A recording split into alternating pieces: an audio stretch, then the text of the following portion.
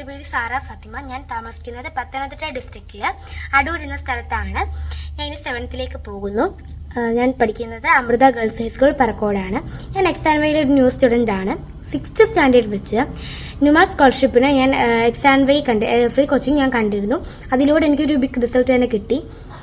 അങ്ങനെയാണ് എക്സാൻവൈ ഫൗണ്ടേഷൻ കോഴ്സിലേക്ക് ഞാൻ ജോയിൻ ചെയ്തത്. അപ്പോൾ അന്ന് മുതലുള്ള എല്ലാ ക്ലാസ്സുകളും ഞാൻ അറ്റൻഡ് ചെയ്തിരുന്നു. ഇടയ്ക്ക് ഫൗണ്ടേഷൻ കോഴ്സ് സ്റ്റാർട്ട് ചെയ്തത് മെയ് 3-നായിരുന്നു.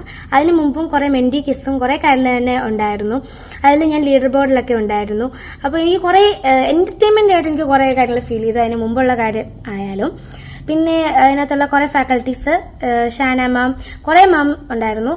എനിക്ക് അവരെല്ലാം നല്ല രീതിയിൽ തന്നെ നമുക്ക് ഹെൽപ്ഫുള്ളും ഫ്രണ്ട്ലി ആയിട്ട് ഫീൽ ചെയ്തു.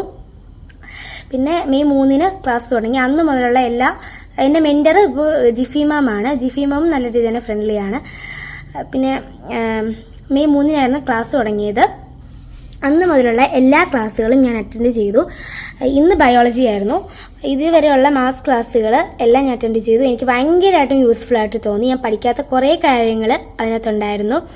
ഓരോ നമ്പേഴ്സിൻ്റെ പ്രത്യേകതകളും, നമ്പേഴ്സിനെ പറ്റി എല്ലാ കാര്യങ്ങളും അതിനകത്ത് ഉണ്ടായിരുന്നു. നമ്പേഴ്സിന് പറയുന്ന പേരുകളും നമ്പേഴ്സിൻ്റെ പ്രത്യേകതകളും, അങ്ങനെ നമ്പേഴ്സിനെ പറ്റി പഠിക്കാവുന്ന എല്ലാ കാര്യങ്ങളും ആ ക്ലാസ്സുകളിനകത്തുണ്ടായിരുന്നു. പിന്നെ മാത്സിൻ്റെ ബേസിക് അറിയാതെ പഠിച്ചിട്ട് കാര്യമില്ല. മാത്സിൻ്റെ ബേസിക് ആയിട്ടുള്ള എല്ലാ കാര്യങ്ങളും അതിനകത്തുണ്ടായിരുന്നു.